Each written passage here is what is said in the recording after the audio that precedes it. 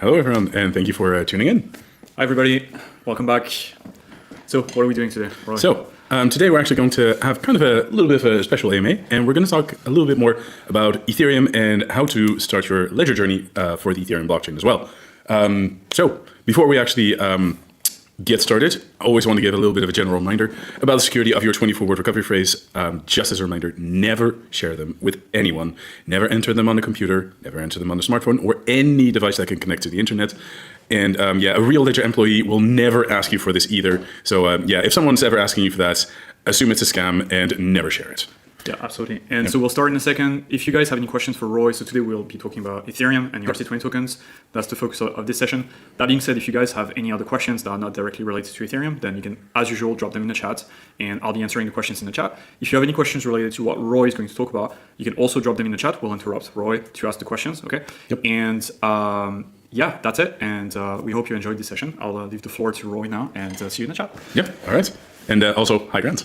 That being said, let's actually get the show on the road. So right now you see that I've already got Ledger Live open. I actually need Ledger Live, as a matter of fact.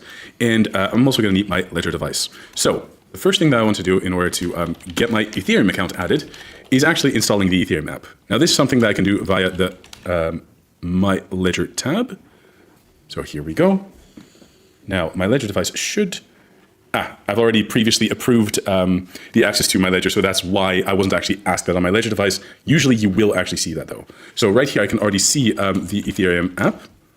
So I'll click on install, and it's now going to go ahead and install it on my Ledger device. You see a little loading bar, so it actually shows the progress of that app getting installed. And now you can see that it has actually installed. So for the next step, what I want to do is actually add an Ethereum account. Now there are two ways that I can go about this. So the first way is actually via the Add Account button right here. The second way is going to the Accounts tab, and from here, click on Add Account. Honestly, both work in the exact same way, however. So I'll go ahead and click on Add Account. I'm going to select Ethereum. It's right here at the top, as it's a bigger market cap cryptocurrency. And from there, press Continue. Now, here is going to prompt my Ledger device to actually open the Ethereum app. I can confirm this by pressing both buttons. From here, Ledger Live is actually going to synchronize with the Ethereum blockchain. What it's basically doing is checking, hey, are there already any existing balances related to the recovery phrase on this device? And what do you know? It actually does see one right there. We can also see actually is that it actually says +8 next to the Ethereum logo. Those are ERC20 tokens. So it has detected an Ethereum balance plus 8 different token balances as well. So I'm going to go ahead and actually rename this account. So I'm just going to call it Ethereum test because we're going to be using it for the tests for today. And from there, add account. Now it says the account is added. And indeed, if I go to the search bar right here and I type, there we go, ETH test, we can find the account right here. So great news. Now that's step number one. For step number two, I'm going to show you how to start receiving some Ethereum. Because of course, when you add your very first Ethereum account, unlike what I just did, you're not going to have a balance yet. It's only normal. So next up, let's actually see how you can withdraw some Ethereum from an exchange. Now, in my example, I'm going to use Binance, but keep in mind, you can also use a different exchange, of course, like Coinbase or Kraken or whatever the exchange of your choice is. Now, as I said, I will, however, be using Binance. So for that, we're going to go right here into Binance. So you can see I'm already logged in, and you can see I have an Ethereum balance. Now, that being said, I don't have the address yet where I need to send it to. So in order to do that, I actually will go back to Ledger Live again. Now, what I need to do next is verifying my Ethereum address. And I can do that via two different ways. There's either the receive button right here or the receive button on the left side here. Now, in my case, what I tend to prefer doing is the receive button right here, because when I click that one, the right account is already pre-selected. I don't have to go look for it. So I'm going to go ahead and press continue.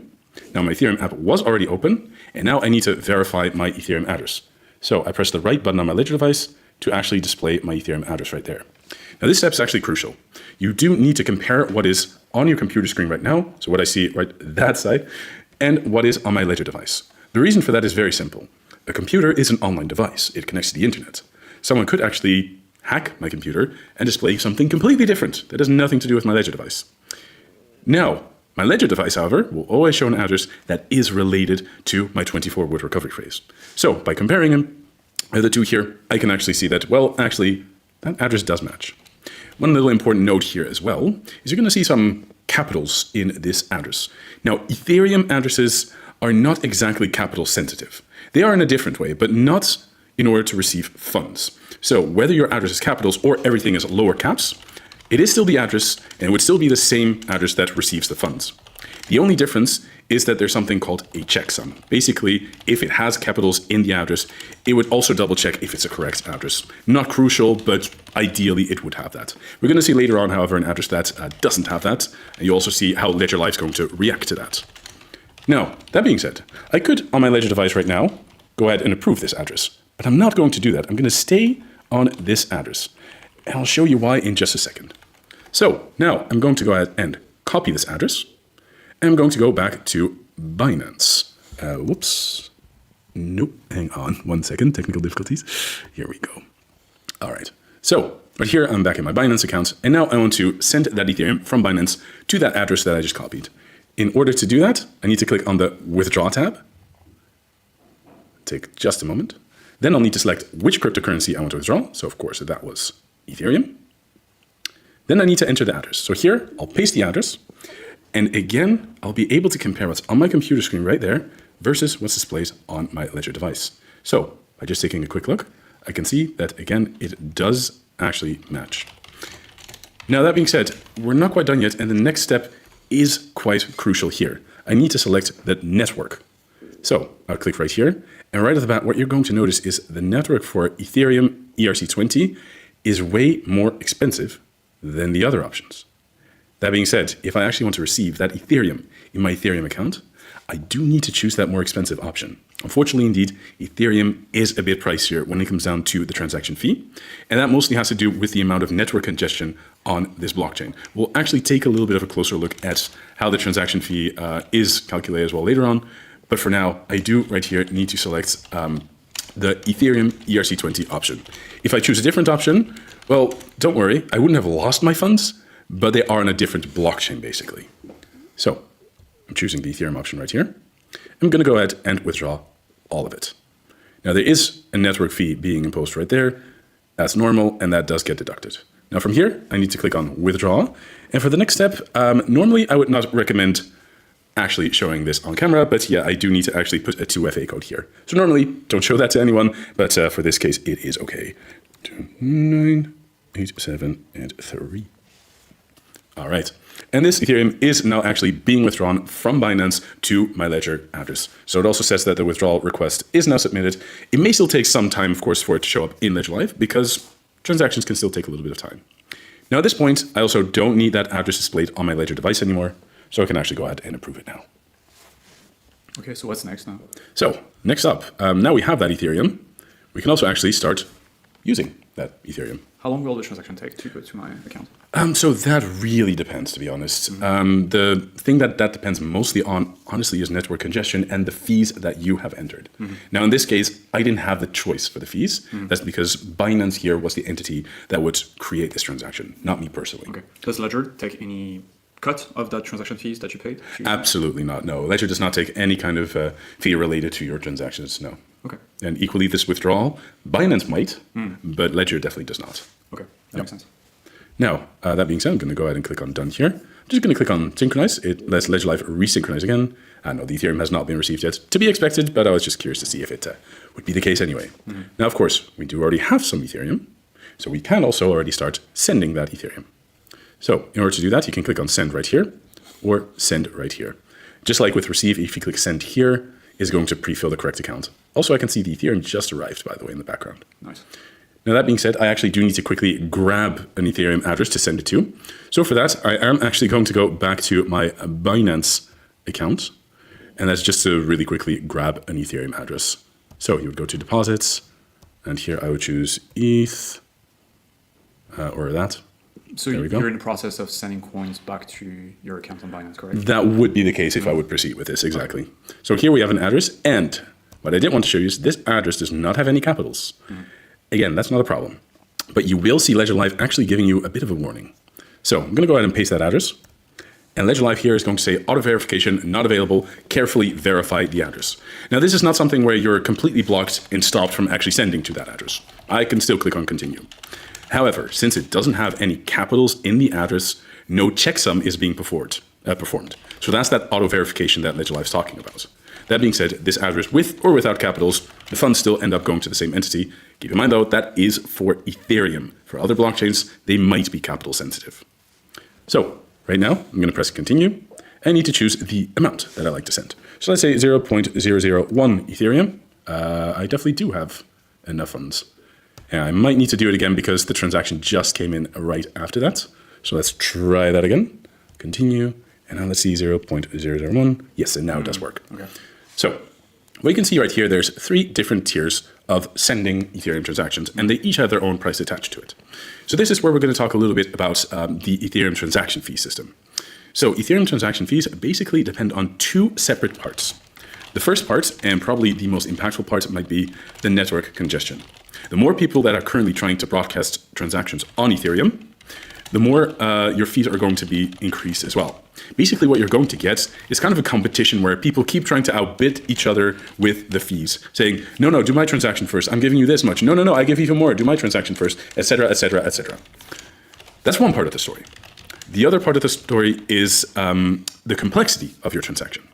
Now, Ethereum is really well known for having smart contracts. We're going to talk a little bit about smart contracts later on as well, but essentially a program that might run. Now, that smart contracts can be more or less complex. If we're looking at a usually less complex form of the smart contract, we can look at ERC20 tokens. Usually, they will add a little bit more to your transaction fee than a normal Ethereum transaction, because ERC20 tokens do use a smart contract, and if you're just sending Ethereum, you're not using a smart contract. So your fee will be a bit higher. However, if you're using a complex smart contract, let's say that of a decentralized exchange, that's going to be way higher than a transaction of that ERC20 token. So in short, 2 parts that will affect how much you're paying in transaction fees. One end is the network congestion at this moment, and the second part is the complexity of the smart contract if you're using it. That being said, another thing that I'd like to recommend is to usually try to avoid the slow option. If you're using the slow option and Ethereum is currently seeing a bit of a spike in network congestion, your transaction could potentially get stuck. So usually I would recommend avoiding the slow option as a result for that. Now, that being said, I will go ahead and press continue. And I am not, by the way, actually going to finalize this transaction, so you will see me reject it on my Ledger device in just a moment. But it's just to show you how this whole process basically goes. So here I'll get a recap of where I'm sending to, from which account, the amount I'm sending, and the fees that I'm sending as well, or the fees that I'm using. Now, Ledger Live does usually warn you as well if the network fees are about 10% of that transaction. But hey, if you want, you can still actually go ahead and proceed with that transaction. Now, it also actually gives me the total, and after that, I can go ahead and press continue. Now, at this point, my Ledger device will actually show me review transaction. It will tell me the amount that I'm trying to send, the address that I'm sending to. This, again, I can compare with what's on my screen. As a matter of fact, crucial, because just like with verifying your receiving address, my computer can be compromised. However, the real requests for a signature is shown right here. So the real request sent to my Ledger device for signature is for this particular address and for that particular amount. So again, always compare the two. Now I can see the maximum amount of fees that I will be paying as well. And then I could accept and send. But as previously said, I will actually reject this transaction because unfortunately fees on Ethereum are a little bit pricey. Yep. And I prefer to still keep that amount for now. So I will reject that. Ledger Live will also indicate that. But if I actually accepted it, that transaction would have been broadcasted to the Ethereum blockchain and be on its merry way from there. So you didn't pay any fees at this point, right? By rejecting the transaction, no fees were consumed? Correct. If I reject the transaction, it doesn't get broadcasted on the blockchain and it will pay no fees for that. That is correct. All right. Now, I mentioned that we were going to very briefly talk about smart contracts as well. So one of the revolutions, honestly, that Ethereum brought back in the day was smart contracts. Ethereum launched, if my memory serves me well, July 2015. And it was actually the first blockchain that started bringing smart contracts to the table. Now, what are smart contracts? They are essentially programs that you can upload onto the blockchain. This would allow you to automate certain actions on the blockchain, which is pretty great. For example, decentralized exchanges, they use these smart contracts to automatically take one of your token and give you another back if you're using them. Now, these smart contracts are hosted on the blockchain for everyone to see. You can actually yourself check the functions of that smart contract. Now, granted, I personally am not of a technical level where I can understand all the full details of the code, but someone with that expertise would be able to do so. And that is why we consider this trustless. You can actually go ahead and check what a smart contract does by just reading its code. Pretty sweet. Mm-hmm. And yes, these programs are on the blockchain. As a matter of fact, they're on what we call a contract address. This looks like a normal Ethereum address, but if you look it up, for example, on Etherscan, you would be able to see what that contract belongs to, for example, for a certain token. Okay, so smart contracts, just like users, have their own address, right? Yep, correct. Okay. Exactly. But the difference is they cannot start a transaction by themselves. They have to be triggered by a user. Yes, correct. It's basically, if a certain condition is met, a smart contract will perform that action. Okay, got it. Yeah. Like a vending machine. Kind of, in a way. Yeah, I like that analogy, actually. Very nice. All right, cool. Now, we just mentioned tokens. So yes, ERC20 tokens. Ethereum is very, very well known for kind of being an ecosystem in a single blockchain because, man, there are thousands upon thousands of different ERC20 tokens. Now, a lot of ERC20 tokens are supported in Ledger Live. What that means, if I actually scroll down, you'll see a little tokens tab right here. If I click on show all, you're going to see even more of them.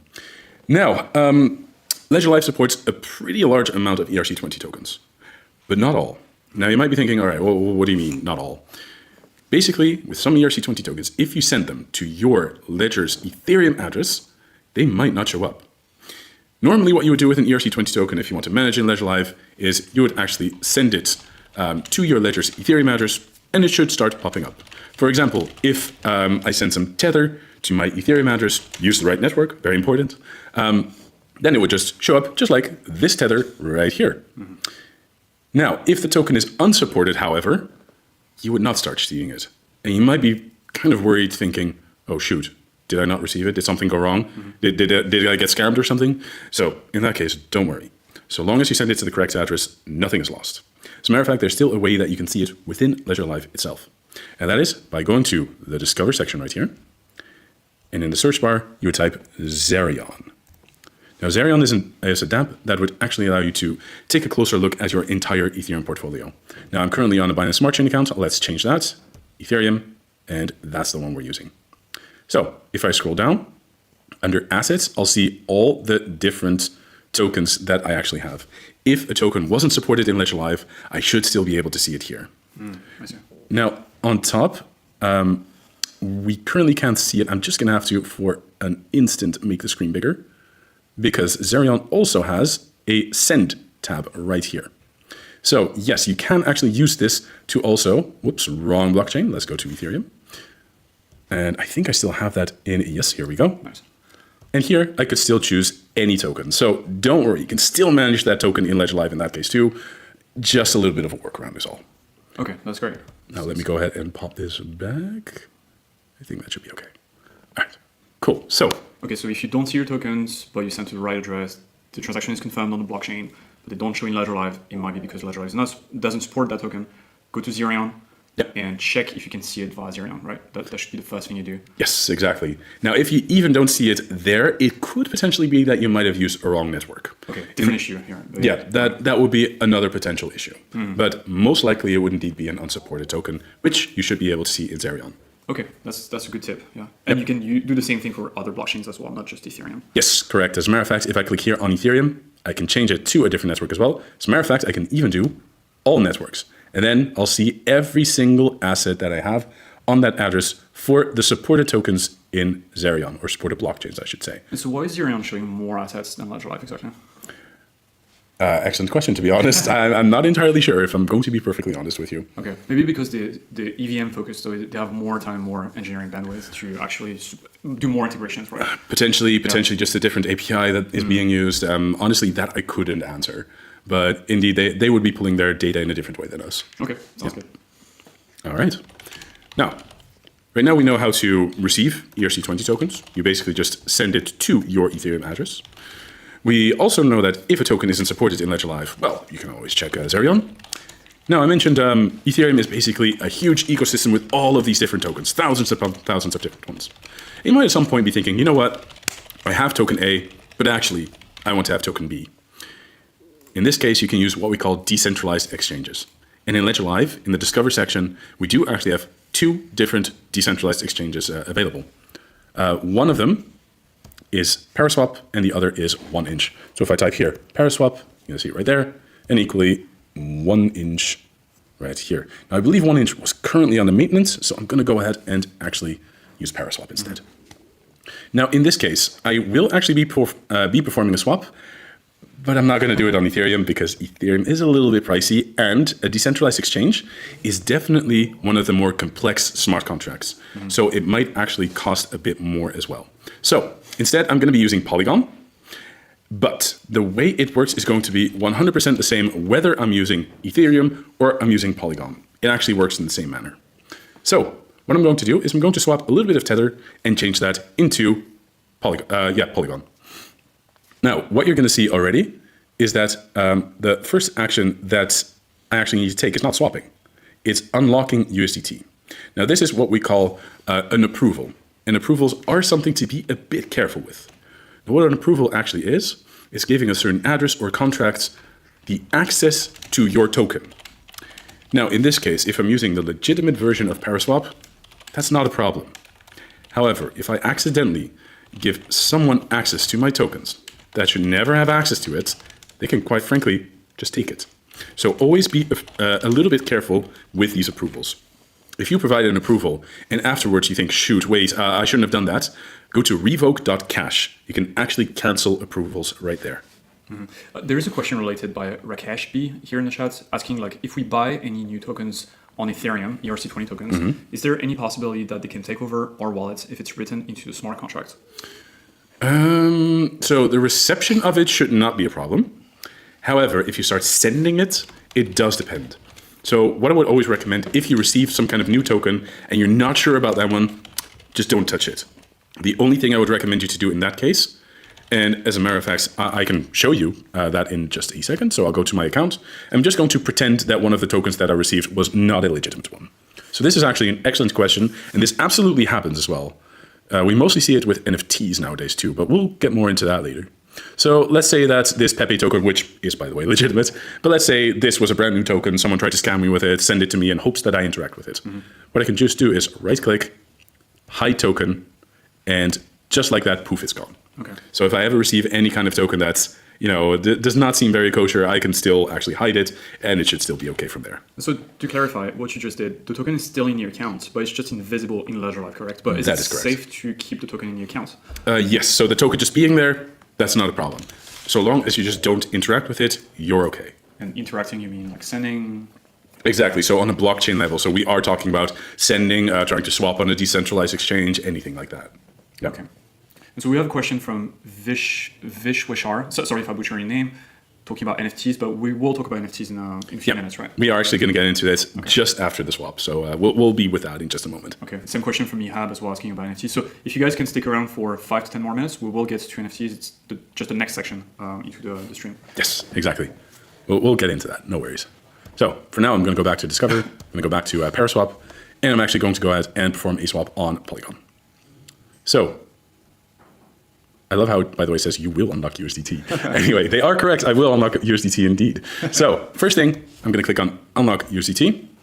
And so here I can do either temporary or permanently. Normally, I would actually recommend using temporary, and I'm going to do that this time. So I'm going to click on Unlock.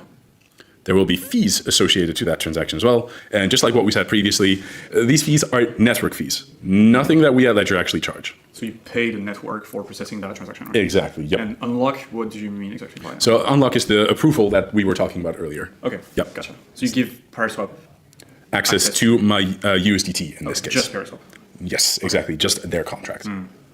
So right now I press continue. I get a little bit of an overview. You'll see amount says 0. Because I'm not sending anything, I am only approving that token. So pressing continue. Now, I think, do I have the Polygon app? I don't think I do. I think it should automatically install. Yes, exactly. That's what I was hoping for. And also the Paraswap app, indeed. All right, so now it's asking me to open the Paraswap app. I confirm that with both buttons. And yes, we do have a separate app for Paraswap because it uses something called clear signing. It actually shows me the type of transaction is an approval. So I actually know what I'm doing right now. It's also telling me it's just for 1 USDT. Now, if I did this permanent option instead of just unlocking, it would have said unlimited USDT here. But I didn't, so it's only 1 USDT. Okay. Now this is the contract that I'm engaging with. You can see that in Ledger Live as well. Network Polygon, correct. Now, of course, if I was using Ethereum, here it would have said Ethereum. And the fees, here it's in Matic. If it was for the Ethereum blockchain, that would have been in ETH instead. Same UX, but the fees are substantially cheaper on Matic. That's what we're doing in Ethereum. Exactly, yes. Because on Ethereum, this would easily have costed $10 worth. Okay. Yeah, it's definitely a bit more steep. But then again, there's so much that you can do on Ethereum as well. Sure. But then again, on Polygon too, so I can't really make too much of an argument there. It's unlocked, so now PairSwap has access to your $1. Yep. 1 USDT. Yep, that is correct. And now here it actually presents the details of that swap that I want to make. Okay. Now, one thing that is important to mention, sometimes if you're trying to perform a swap and it fails, you may need to increase what we call your slippage tolerance. This is basically you saying, I'm okay with receiving 0.5% more or less than the agreed amount mentioned right here. Okay. And in some cases, you may need to increase it because actually your swap is performing, is having an impact on the price.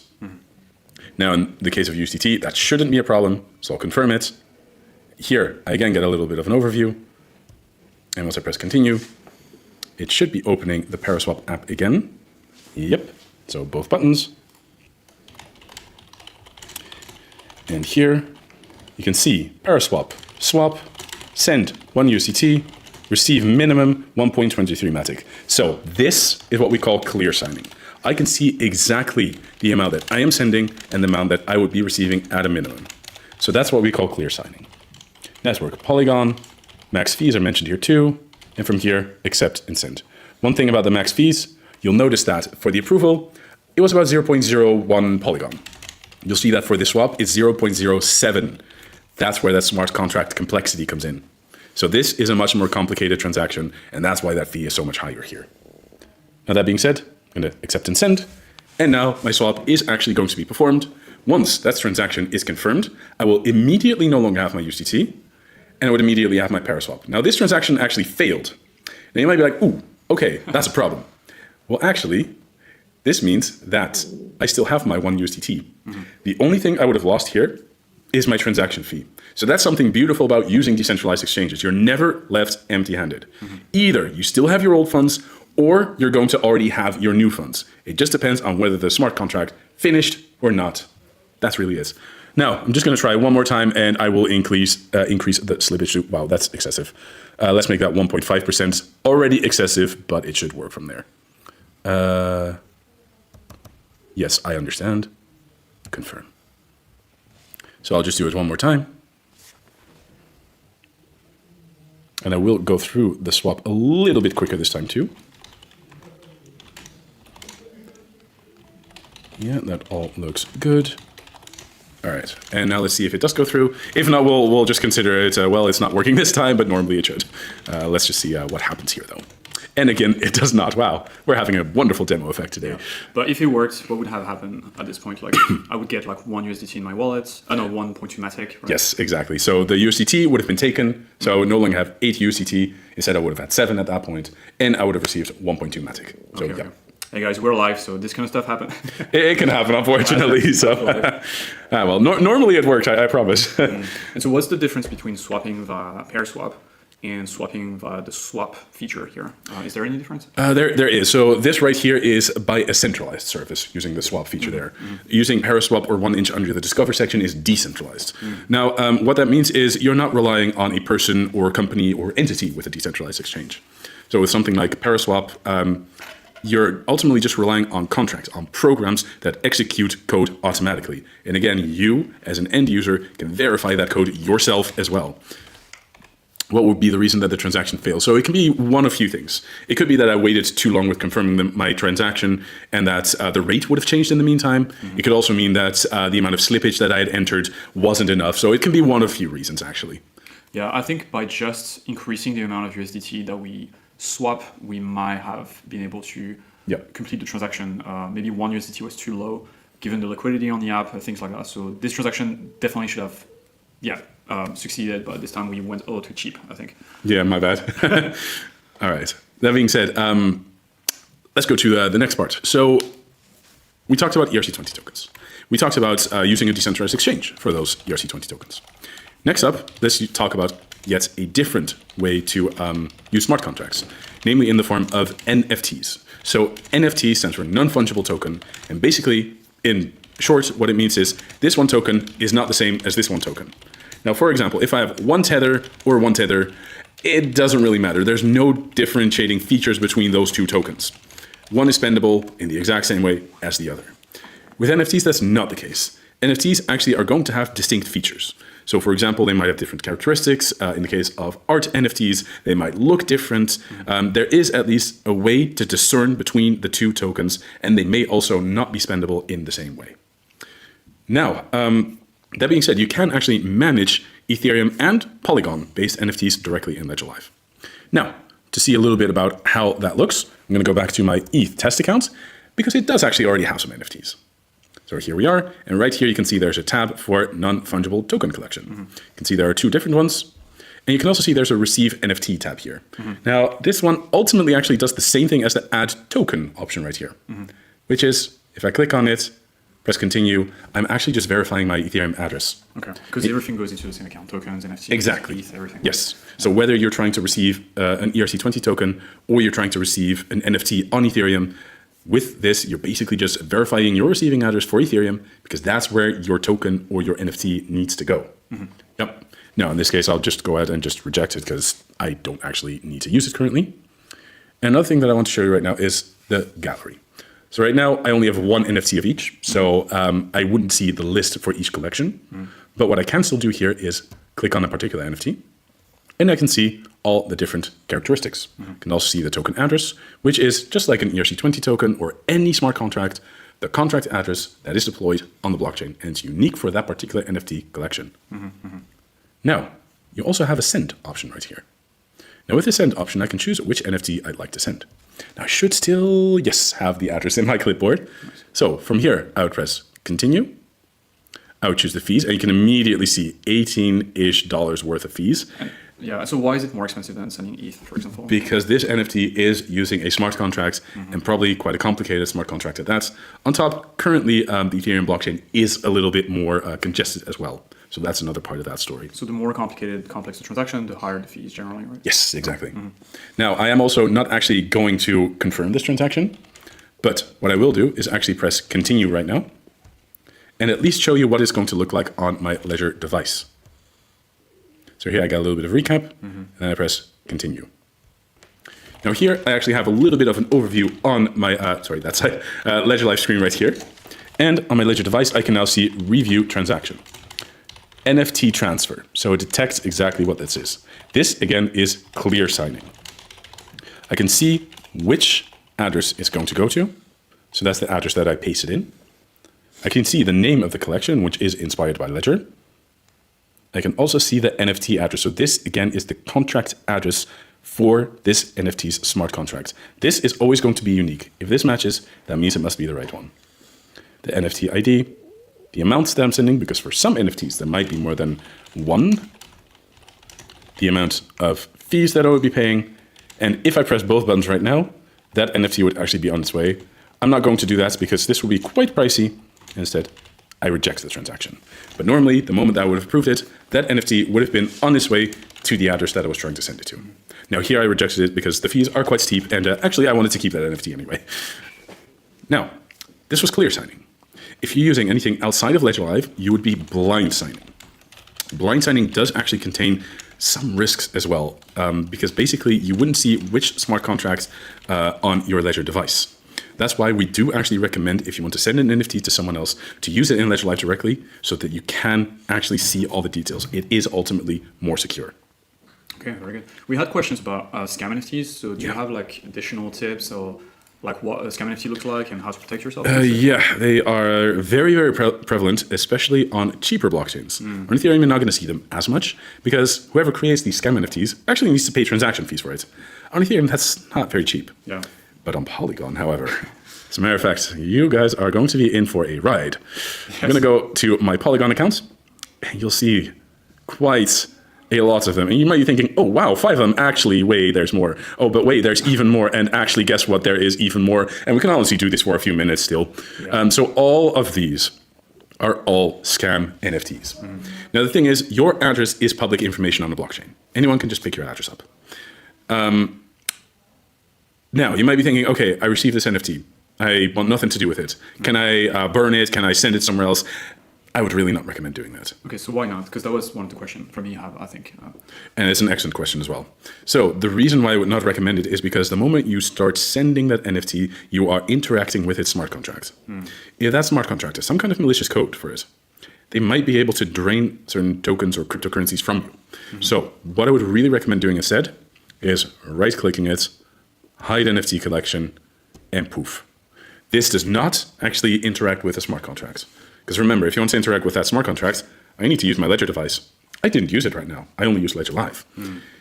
So this is actually the best way of getting rid, in brackets, of these NFTs. They're actually still there, but at least you're no longer going to see them in Ledger Live. But yeah, do be wary of these kind of NFTs. Because this, for example, if I click on it, most likely in its description, there's going to be some kind of link to a scam website. Don't interact with that. As a matter of fact, we're checking, and yeah, what do you know? There it is. Don't go to that website, everyone. Please do not. That is a scam website that's probably going to ask you to enter your 24 words. And perfect moment for just a little refresher there. Never, ever, ever share your 24 words. It should never be given to someone else. It should never be entered on a computer, never on a website on top. That's even worse. Never on a smartphone. And if anyone ever asks for your 24 words, they are most likely a scammer. Any real Ledger employee will never ask you for your 24 words. Okay, that makes sense. So hide the tokens, don't try to move them, don't follow those links, and no one will send you money for free. Yeah, no one will send you money for free, especially just $2,000 for no good reason. Okay. Yeah, that even in crypto, that doesn't happen. Okay, great. So we've got 15 minutes left, more or less. Is there anything else we haven't covered yet? There is one thing. Yes, staking, I think. Staking Ethereum. And for that, actually, I'm going to go ahead and leave the floor to you. All right, okay. So we're going to switch a little bit, guys, and I will be covering staking real quick. I'm going to use the mouse here. Okay, so staking, just brief overview of what staking is. Staking is a way for you to help the network produce blocks, okay? So on Ethereum, only selected participants on Ethereum network can produce new blocks, and those are called validators. And there must be a mechanism to make sure that validators do their job correctly, right? Because if they don't, if there is no mechanism, validators could do whatever they want, they could create fake transactions and so on. So instead, validators have to stake tokens. In the case where they would do something malicious, then their stake will be burned. That's the basic mechanism. So on Ethereum specifically, right, staking, if you want to become a validator, you have to stake at least 32 ETH. So 32 ETH is one validator, but 32 ETH is actually a lot of money. Not everybody has 32 ETH. So there are alternatives if you don't have 32 ETH to still stake on Ethereum, your ETH, without investing that much money. So I will show you like some of the options that we have. So first of all, you can go into your Ethereum account here and then click on stake. And here you've got 3 different options. And I'll just be presenting those 3 different options, but there is more as well in the Discover section if you're curious. One called Stater, for example. But for now, we'll be talking just about Killen and Lido. Okay, those are the most popular in Ledger Live at least. So the first one is called Killen Dedicated Staking, sometimes also called Solo Staking, although that word is a bit misleading. But this one is basically requiring 32 ETH for you to stake. So if you have that, you can bundle that 32 ETH into a transaction. Killen will take possession of that ETH. They will send you, just to be clear, the private keys will stay in your wallet. Just to be very technical, the 2 sets of private keys will be created. 1 set will be withdrawal keys that will stay within your device. And your voting keys will be given to Killen, and Killen will be using those voting keys to create block on your behalf. And then you will be able to get staking reward. So that's dedicated staking. It takes 32 ETH. Not everybody can do it, but it's an option. So if you want to use it, then you can click here, select solo staking, select how many ETH you want to stake. So it has to be 32, 64, any multiple of 32, and go through that step. So if I understood this correctly, that means you're providing the Ethereum and they're providing the infrastructure to actually validate. Yeah, correct. Because being a validator is actually pretty difficult. You have to run computers. There is a bunch of OPSEC that you need as a validator and computing power you need to have. And so Killen is taking care of that aspect. But the private keys that will allow you to withdraw your staking rewards and to stop staking if you want to, those will stay within your Ledger device, which is the most important, if that makes sense. Cool. So that's one option. Again, that's 32 ETH. It's a lot of money. But instead, if you don't have 32 ETH, you've got 2 more options. One is pooled staking. This one requires a minimum of 0.05 ETH, I think, which is much, much lower. I think it's something like 30 to 40 bucks-ish. So basically, you would go into the pool staking option here. You enter how many ETH you want to stake, for example, 1 ETH, and then you complete the stake flow here. There will be a transaction you have to validate on your ledger device, of course. And once you're done, then this reward tab here will become active, and you'll be able to see the staking amount, like the amount you're staking, the reward as well, and all the information related to your stake. The rewards will not appear in your Ethereum account because Ledger Live cannot detect those rewards yet, but they will be tracked within Kiln, and they will be accumulating into your Ledger device, okay, into your Ethereum account, secured by your Ledger device. Just so you know as well, when you pool stake, Kiln will actually represent your share of the pool. So let's say, for example, you stake 1 ETH, Kiln will mint 1 PS ETH, which is a representation of that staked ETH, and that PS ETH will actually appear in your Ethereum account as just another token, but that token will stay in your account. It's not a liquid token, it's a sold down token, so it stays in your account, and you cannot transfer it to someone else. The only way you can redeem that token is via the Kiln dashboard, where you will unstake basically and redeem that token for your ETH, your staked ETH plus the rewards. So that's Kiln staking and pool staking. The other option, which is Lido, this one is the most famous, I think. Lido is a bit like Kiln pool staking, where you would go into, so there is many ways to access Lido in Ledger Live, but I showed you via your Ethereum account, but you can also go into the Lido app here. It's the same UX pretty much. You would stake any amount, and I think the minimum is even lower than Kiln pool staking. It's probably like 0.01 ETH, like it's very, very low. You tell the app how much ETH you want to stake, and they will swap your 1 ETH for 1 STETH. And STETH is a fully liquid token that will sit in your wallet, just like this, right? So STETH will appear in your wallet just like that. And every single day, that token will increment its balance by a little bit, and that little bit represents your staking rewards, okay? So the balance here, the number of staked ETH, STETH in your wallet will go up a little bit every single day to represent the staking rewards. So it's a way of staking that relies on a third party, in this case Lido, because you have to trust Lido to be responsible with the ETH that you're giving them, right, to stake on your behalf. But it's cool because STETH is fully liquid, so you can move it to different wallets, you can reinvest it into DeFi, you can do a lot of different things with STETH.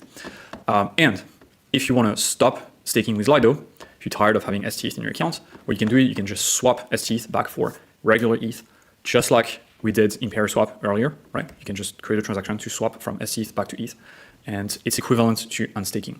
There is another way to do it via the Lido app, but it's a little more complicated. We won't go into this, although we have documentation on the Help Center that explain both ways. If you want to unstake via the Lido app, or if you want to unstake, quote unquote, via pair swap by swapping your ETH to STETH.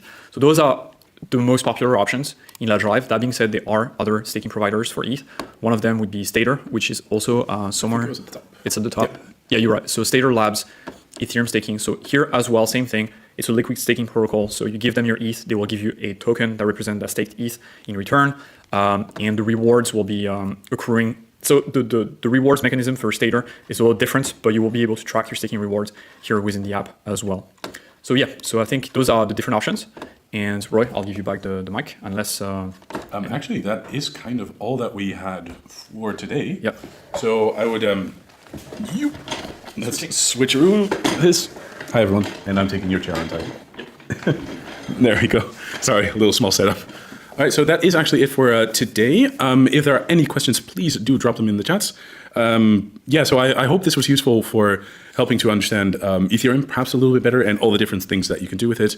And also actually within Ledger Live specifically as well. So just as a recap, you can not only send and receive Ethereum once you've added the account, you can also manage ERC20 tokens, you can swap tokens for other tokens within the Discover section of Ledger Live via Paraswap and 1inch. You can also manage NFTs, so that's directly in your Ethereum account.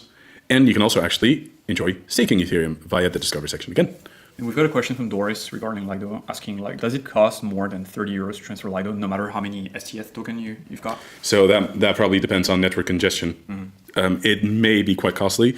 So what I would actually recommend, if you want to do that, is wait till the weekend. You might be like, why? What does that have to do with it? Ethereum congestion tends to be a bit lower in the weekend. Now, it's not a guarantee. You might be unlucky and still face a very busy weekend, but usually it is on the quieter side in the weekend, and therefore you would have some lower fees. Okay, makes sense. So weekends, transactions are cheaper. So wait for that. Most often, it's not a guarantee, but a little tip. And you can track transaction cost, like congestion and gas price on etherscan.io. Yes, actually, maybe we can quickly show that. So let me go ahead and go to this right here. So I'm just going to go ahead and go to Etherscan. Here we go. And then I believe it was in resources? More. It's in the more tab. Gas tracker. Yeah. Yep. So it's this right here. And then on this heat map, you can basically see how congested it was at that point. And what you can see here is that Saturday, well, except for this little part here, and Sunday are the lighter days in this heat map. So it's not a guarantee, but it does tend to help a lot. Yeah. So Phoenix is saying like the Ethereum fees are too high in the bull run to transfer your ERC20 tokens. You'll need to pay high fees for that and cash out. And it's true, Ethereum is extremely expensive, but you can also store your ERC20 tokens on different chains, right? Yeah, exactly. So you could always debate to move your ERC20 tokens when the fees are low, with a bridge, for example, to another blockchain. You can think of Polygon, you can think of Arbitrum, etc. And then still be able to enjoy lower fees on those blockchains. Yeah, Phoenix, if you don't like Ethereum, that's fine. You've got ERC20 tokens, just send them directly to a different network that supports ERC20 tokens. For example, you've got, pick your blockchain. You've got Base, you've got Binance Smart Chain, you've got Arbitrum, you've got Optimism. There's a lot of different options, right? Yeah, and still more coming each day, so yeah. Exactly. Cool. I think that pretty much wraps it up. And we're on time. Yep, I would say so. So, cool. Roy, thank you. Do you have any last messages or word of wisdom for... and Phoenix is asking, can you answer my first question about the Ledger Live app? And I think Ledger app will interact directly with any exchange even without the hardware wallet. I think there is some misconception of what Ledger Live is, really. I'm not sure I fully understand the question, I'm afraid. So Phoenix, Ledger Live does not interact with exchanges. Your Ledger device cannot connect to an exchange directly. Hopefully that answers the question. Ledger Live has services which you can interact with your wallet, with your Ledger device, but you will always have to confirm any transaction that you do through those services with the Ledger device because the private keys are within the Ledger device. There is no way to connect your Ledger Live or your Ledger device to a centralized exchange like Binance or Coinbase or any services like that, if that makes sense. They're like different entities, right?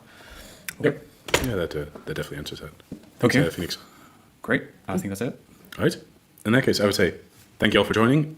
Just as a general reminder, always keep your 24 words secure. I know that's the third time I'm saying it already, but really something that we cannot understate. Just make sure that you keep your 24 words secure offline. Never, ever enter them on a computer, smartphone, and never share them with anyone. That being said, thank you all for joining, everyone, and wishing you an excellent rest of the day. Take care. Bye, everyone. Bye-bye.